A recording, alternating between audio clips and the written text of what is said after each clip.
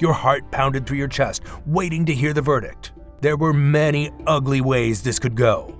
You'd heard all the tales. Maybe the elephant would just stomp on you and that would be it. Maybe that was what the emperor wanted. But maybe he didn't. Maybe this was trial by ordeal. Maybe you had to fight this enormous trunked monster off. Or maybe the emperor just wanted it to toy with you. You'd heard tales of men being rolled for days by elephants, all for the emperor's pleasure. Punishment in ancient Asia was as severe as it was shocking, from dismemberment to flogging to, being squashed by elephants. They were seldom survived. Welcome to History on Fleek. Today we examine the stomach-churning punishments of Asia's antiquity.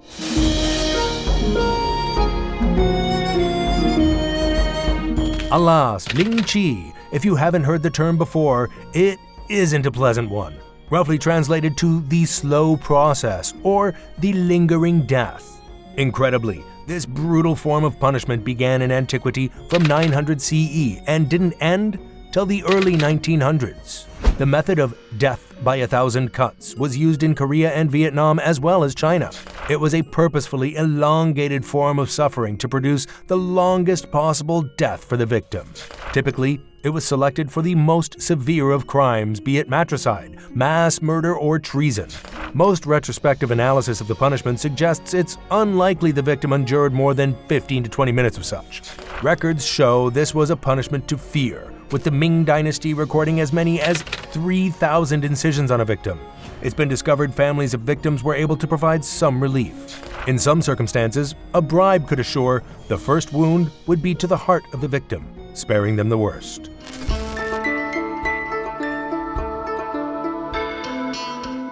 Ancient Asia began its history with legal punishments with some of the harshest possible methods. As far back as the Xia dynasty in 2070 BCE, amputation was dealt out as legal punishment.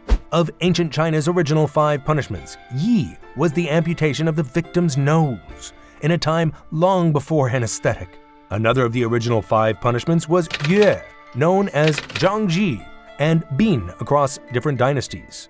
This brutal practice involved the amputation of feet. Apparently one would do, but both could be removed at the torturer's behest. Records tell us that feet may not have been the only amputation in practice. It may also have included the removal of the kneecap. There were other things removed from persons by torturers in ancient China, but you can look them up for yourselves if you're so morbidly curious. A dismembering or removing of body parts from a person as punishment could be found across Asia in antiquity. Different body parts were often selected for the significance of different crimes. In Cambodia, for example, a punishment used for the high crime of stealing from the royal treasury was to cut the offender's tongue off. A fly on the wall in ancient Indonesia would have witnessed those charged with theft having their hands cut off.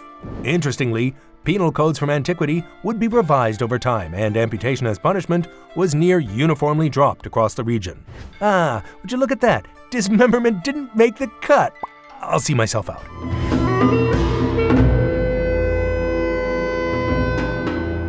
What I'm sure some of you will find the most outrageous of punishment, execution by elephant, was a mainstay in ancient Asia. Across India, South and Southeast Asia, elephants were used to crush individuals as a form of punishment, torture, and execution. The practice would not be ceased until the 18th and 19th century, where the colonial rule would shape the region. Known as the Gajah Samsara, Asian elephants were actually trained for the task. Remarkably, they could be trained to crush their victims immediately or slowly stomp over a long period. Historically, there are accounts of elephant executions across Burma, Sri Lanka, and many of the West Asian empires, including Byzantine, Sassanid, Timurid, and Seljuk. In Thailand, there was the use of elephants for execution, but not quite in the same fashion. One punishment in Thailand was for the victim to be tied to an elephant and dragged through the streets till their demise. Oh, charming.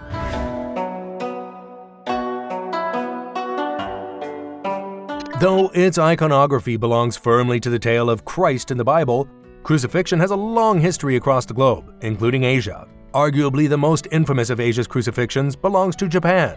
During the Sengoku period from 1467 to 1573, Christianity was introduced to the region, and apparently, so was crucifixion.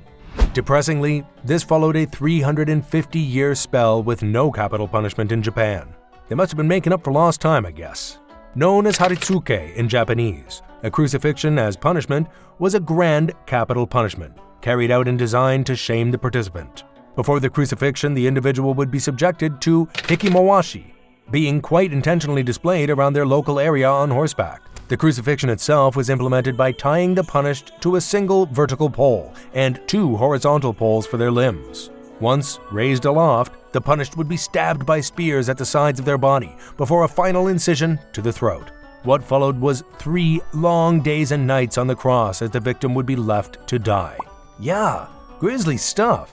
Though it's not like Japan had other equally chilling crucifixion methods, like, say, an upside-down crucifixion or water crucifixion, waiting on the high tide to drown the victim on the cross. Well, hold on. Wait, they did.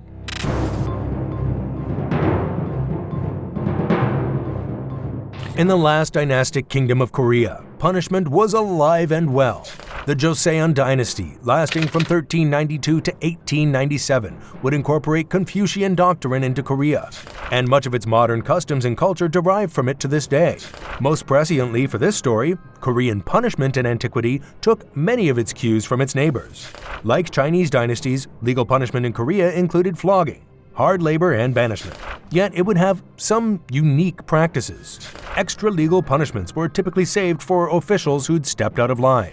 Among these was knee pressing, known as apsol, where a wooden board was placed upon the sitting victim's thighs, and this board was jumped upon by others till the person would likely never stand again. Another entirely unique Korean punishment was gyuri tugli, leg twisting. This was used as punishment for serious crimes such as high treason, though police would also use it for interrogation. Leg twisting involved suspending the victim, tying their legs with 2 poles between, and yes, there would be a party on either pole to rotate the legs. Victims chosen for leg twisting would likely be left disabled for life.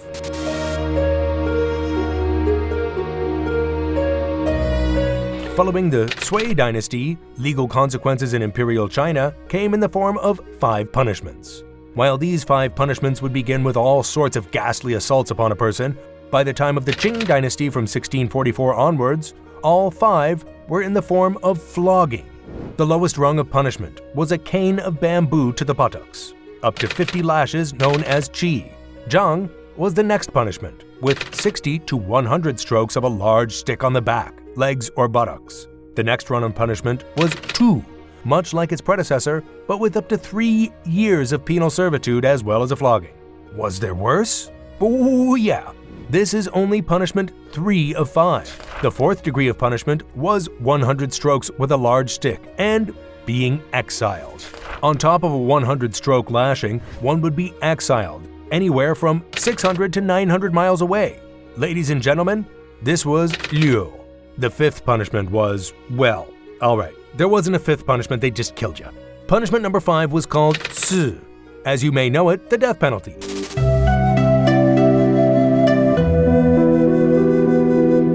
Human branding has long been a form of punishment rooted in antiquity.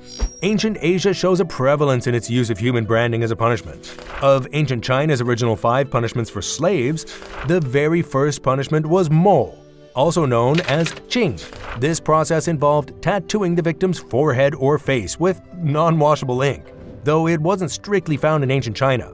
Korea's Joseon dynasty had a recurring use of branding as well, predominantly for criminals. Those declared guilty of such would have the Chinese letter for thief branded on their arm, and after time, officials would change the position to the face, like their Chinese counterparts. This punishment of branding the word thief on the offender's forehead can also be seen in ancient Vietnam. This is History on Fleek, and we'll see you next time.